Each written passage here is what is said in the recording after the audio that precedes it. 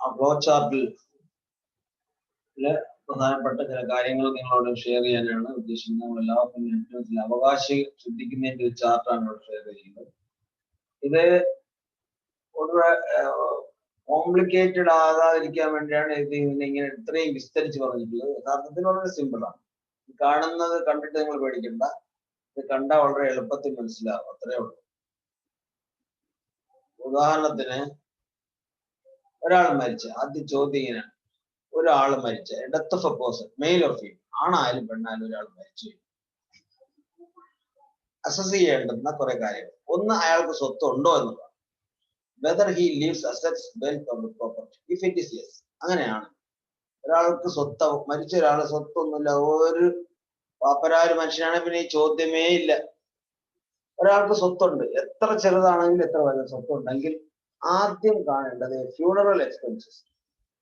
Funeral expenses should be met from his wealth എന്നുള്ളതാണ് ഒന്നാമത്തത്. രണ്ടാമത്തത്, അയാളുടെ കടബാധ്യതകൾ എത്രയുണ്ടെന്ന് അസസ് ചെയ്യണം. അത് വേണം. അല്ല, ഒന്നാമത്തെ കടം പടച്ചവനോട്, ദൈവത്തോടുള്ള കടമാണ്. അതായത് സക്കാത്ത് ഒരാളുടെ നിർബന്ധിത ബാധ്യതയാണ്. അയാൾ നിർവഹിച്ചിട്ടില്ലെങ്കിൽ അയാളുടെ സ്വത്തുനിന്ന് അത് നിർവഹിക്കണം. അൺപെയ്ഡ് സക്കാത്ത് ഉണ്ടെങ്കിൽ, അൺപെർഫോംഡ് ഹജ്ജ്, അയാൾക്ക് ഹജ്ജ് ഫറലായി, ഇത്രയും പൈസയൊക്കെ ഉള്ള ഒരാള് ഹജ്ജ് ഫറലായിരുന്നിട്ട് ഫറൽ ചെയ്തിട്ടില്ലെങ്കിൽ അയാളുടെ സ്വത്തുനിന്ന് ആ പൈസ എടുത്തിട്ട് അയാൾക്ക് വേണ്ടി ഹജ്ജ് ചെയ്യാൻ ഒരാളെ ചുമതലപ്പെടുത്തും. അതിനെ സംബന്ധിച്ചിടത്തൊക്കെ ഫുഖാക്കളുടെ വിവിധമായ രീതിശാസ്ത്രങ്ങളുണ്ട്. അത് നമുക്കിവിടെ നമ്മൾ പഠിക്കേണ്ട ബാധ്യതയില്ലാത്തത് കൊണ്ട് തൽക്കാലം ഞാൻ ഭാഗം വിശദീകരിക്കുന്നില്ല, അതിന്റെ ആവശ്യം.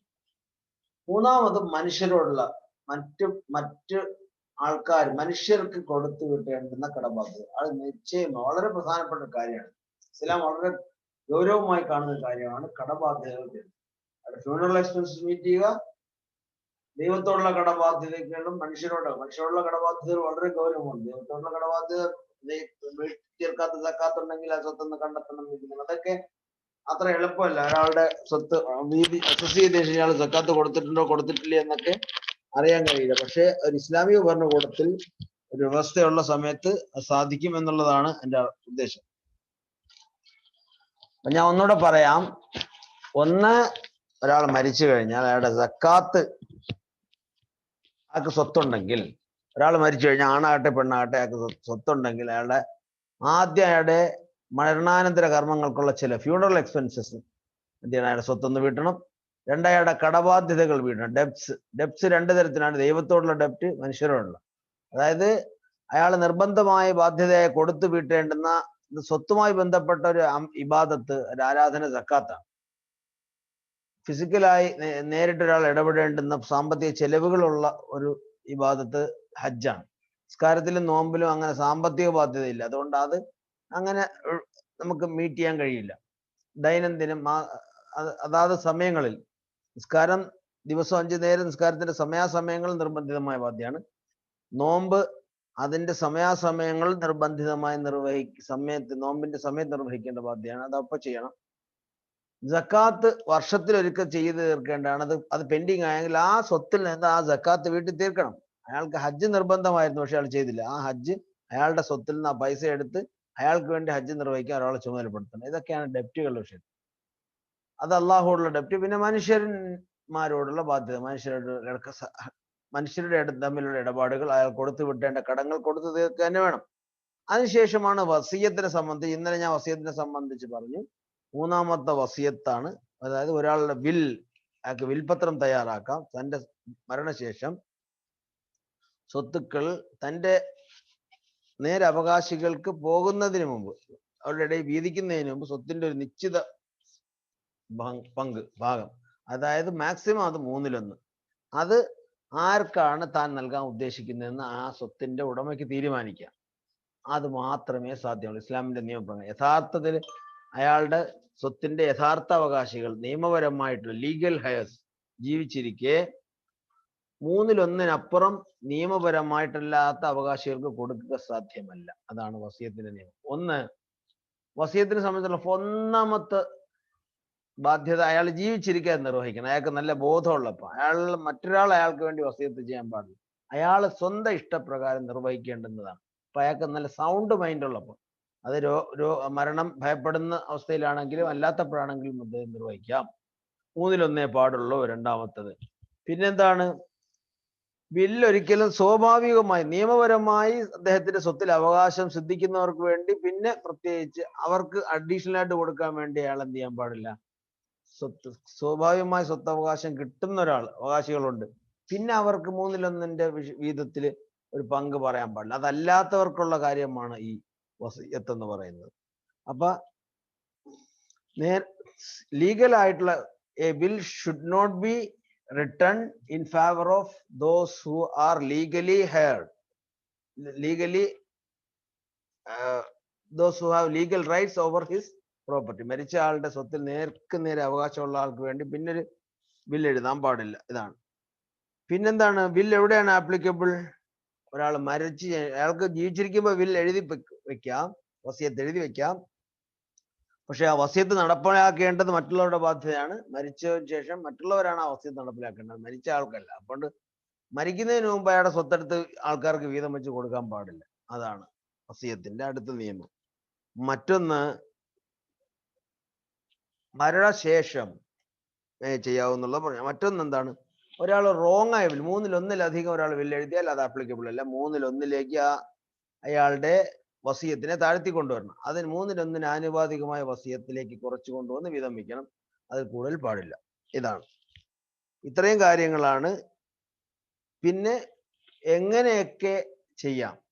ഒരാളുടെ വസിയത്ത് ഒന്നുകിൽ വെർബലായിട്ട്, അതായത് വാക്കാൽ പറയാം, അല്ലെങ്കിൽ ലീഗലായിട്ട് എഴുതി സൂക്ഷിക്കാം. ലീഗലായി എഴുതി സൂക്ഷിക്കുന്നതാണ് ഏറ്റവും പ്രാമാണികമായ രീതി. അതല്ല വാക്കാൽ പറയുമെങ്കിൽ വിശ്വസ്തനായ ഒരാളെ ഏൽപ്പിക്കണം. ഇതാണ്. 2, if to find out the hair start from here. ഇനി സ്വത്തവകാശം അങ്ങനെ ഇത് കഴിഞ്ഞാൽ അടുത്ത സ്റ്റേജ്, ഇത് ചെയ്തതിന് ശേഷം റിമൈനിങ് ആയിട്ട് എത്ര സ്വത്ത്, അതെല്ലാം കഴിഞ്ഞ ശേഷം എത്ര ബാക്കിയുണ്ടെന്ന് നോക്കണം. ഒരാളുടെ ഫ്യൂണറൽ എക്സ്പെൻസ് നിർവഹിച്ചു, അയാളുടെ കടബാധ്യതകൾ, അള്ളാഹുവോടും മനുഷ്യരോടുള്ള കടങ്ങൾ നിർവഹിച്ചു, അയാൾ എഴുതി വെച്ച വസിയത്ത് 1/3 താഴെയുള്ള വസിയത്ത് നടപ്പിലാക്കി. അതിനുശേഷം വരുന്ന ബാക്കി സ്വത്തുക്കളിൽ ആ സ്വത്ത് വീതം വെക്കുന്ന സമയത്ത് അദ്ദേഹവുമായിട്ടുള്ള അകന്ന ബന്ധത്തിൽ, കുടുംബ ബന്ധമുള്ളവരും എന്നാൽ അവരുടെ സ്വത്തിന് നേരവകാശികൾ ഇല്ലാത്തവരുമായ ആൾക്കാരുണ്ടാവും. ഇപ്പൊ ഇതിൽ പലർക്കും നേരവകാശം, ഇപ്പൊ വാപ്പ ജീവിച്ചിരിക്കുകയാണ്, പിന്നെ വാപ്പയുടെ വാപ്പ ദരിദ്രനാണ്, പക്ഷെ അവർക്കൊന്നും കിട്ടൂല, ഭയങ്കര ദാരിദ്ര്യമുണ്ട്, അടുത്ത ബന്ധുവാണ്. അപ്പൊ വീതം വെക്കുമ്പോൾ എന്തെങ്കിലും ഒരു പരിഗണന അവർക്ക് നിർവഹിക്കാവുന്നതാണ്. അങ്ങനെയും ഒരു ഷെയർ കുറച്ച് തീരുമാനിക്കും. അത് നേരവകാശികൾ, സ്വത്തിൽ അവകാശം ശ്രദ്ധിക്കുന്നവർ ചെയ്യേണ്ടുന്നൊരു ബാധ്യതയാണ്. മറ്റൊന്ന്, ഓർഫൺസ്, അനാഥരായ ആൾക്കാരുണ്ട്, അവിടെ തങ്ങളുടെ സംരക്ഷണയിലുള്ള ഓർഫൺസ്, അതുപോലെ തങ്ങളുടെ സംരക്ഷണം, തങ്ങൾക്ക് കടപ്പാടുള്ള പാവങ്ങൾ, ദരിദ്രർ, അവർക്കും എന്തെങ്കിലും കൊടുക്കണം. അതിന് നിശ്ചിതമായ അളവൊന്നുമില്ല, ഒരു ചാരിറ്റി നിർവഹിക്കണമെന്നാണ്. അതൊരു ഖുർആന്റെ അധ്യാപനമാണ് എന്ന് മാത്രം. To find out the heir start from here. ഇനി അവകാശികൾ എവിടെ നിന്ന് കാണാം?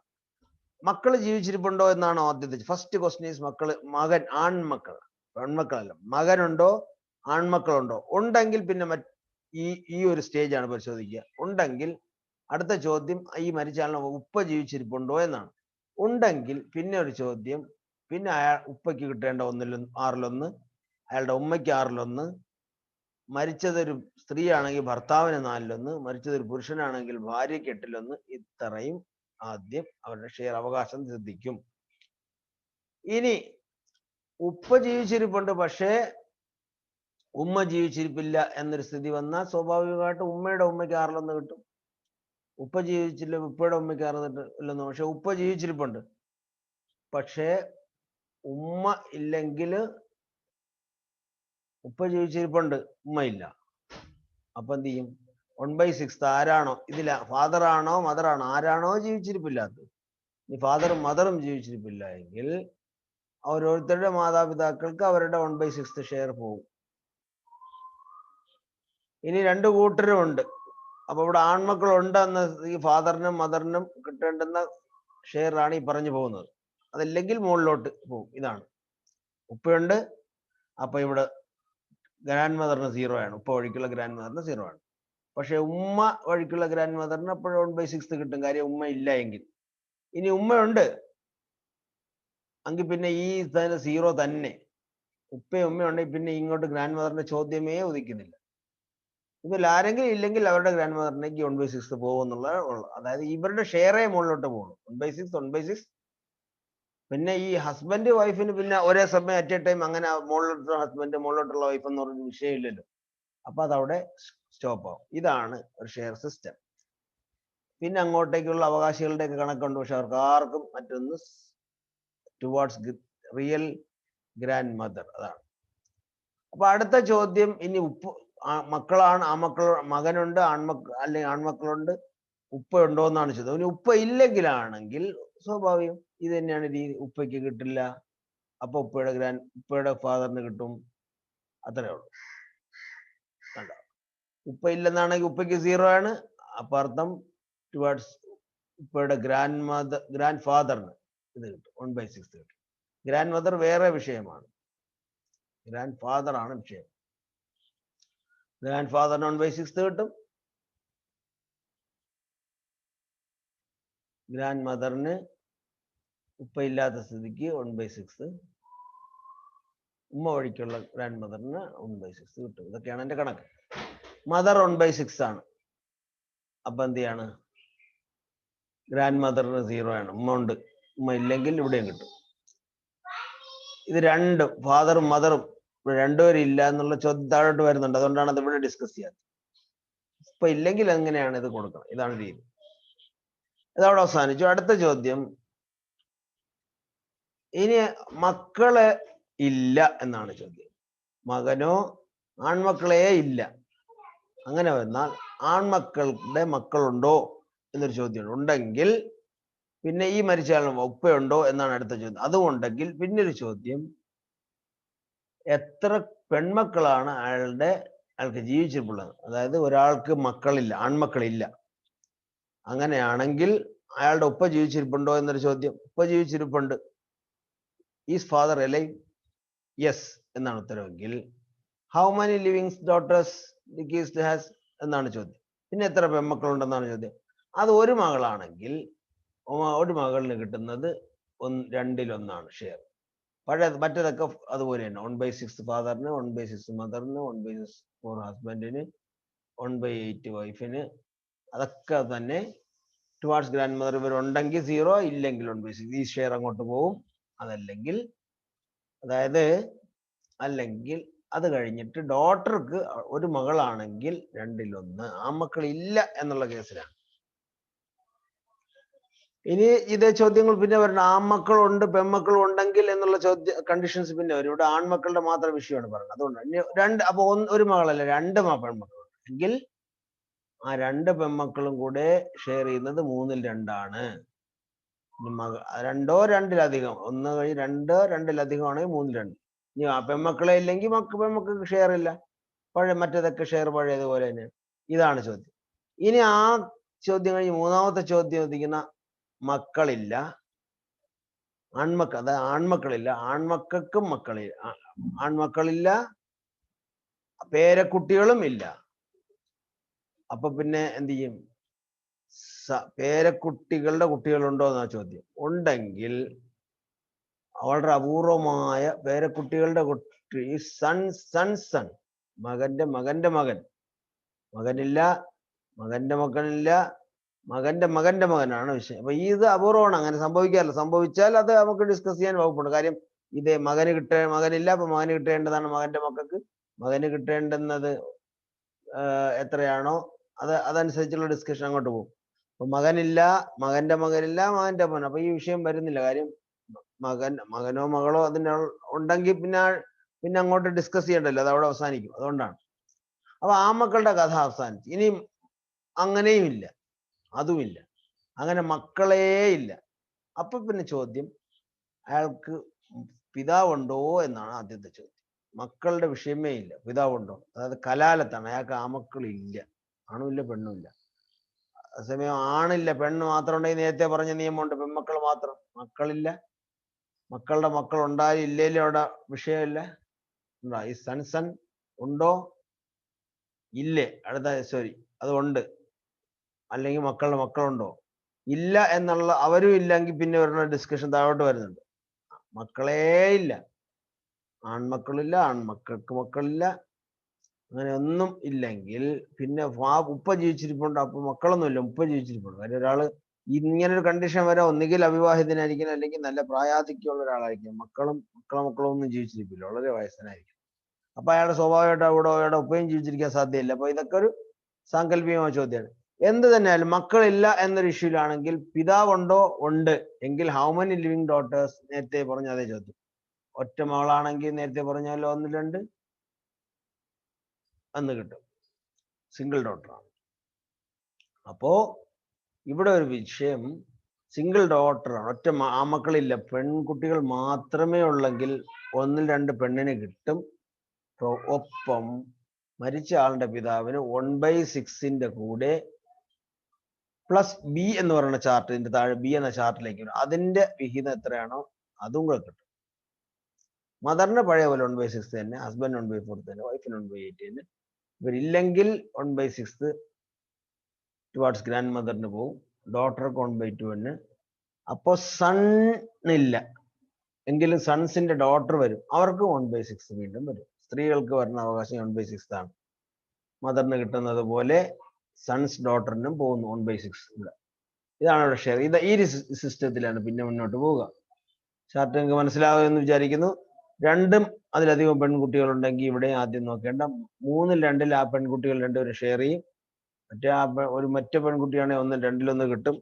അല്ലെങ്കിൽ 2-ലധികം 2 അതിലധികം പെൺകുട്ടികളെ 3-ൽ 2-ൽ അവർ പങ്കാളികളാവും. ടുവാർഡ്സ് ഗ്രാൻഡ് മദർ കിട്ടണമെങ്കിൽ ഫാദർ ഇല്ലെങ്കിൽ ഫാദറിന്റെ മദർ, മദർ ഇല്ലെങ്കിൽ മദറിന്റെ മദറിന്, ഫാദർ ഉണ്ടായാലും ഫാദർ ഇല്ലേലും, ഉമ്മ വഴിക്ക് ഉമ്മ ഇല്ലെങ്കിൽ ഉമ്മയുടെ മാതാപിതാക്കൾക്ക് പോണത്, അത് ഉണ്ടായാലും ഇല്ലേലും അങ്ങനെ പോവും. ഇതൊക്കെയാണ് രീതി. 1/6 പ്ലസ് ബി, 1/6, 1/4, 1/8.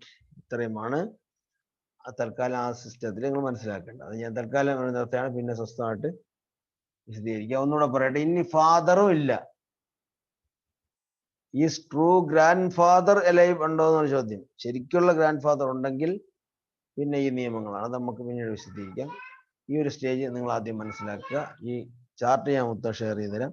ഈ ചാർട്ട് നിങ്ങൾക്ക് സ്വന്തമായിട്ട് വായിച്ച് മനസ്സിലാക്കാൻ പറ്റുമെങ്കിൽ വായിച്ച് മനസ്സിലാക്കുക. വാഹിർ ദഅ്വാനാ അൽഹംദുലില്ലാഹി റബ്ബിൽ ആലമീൻ. അസ്സലാമു അലൈക്കും വറഹ്മത്തുള്ളാഹി തആല വബറകാതുഹു.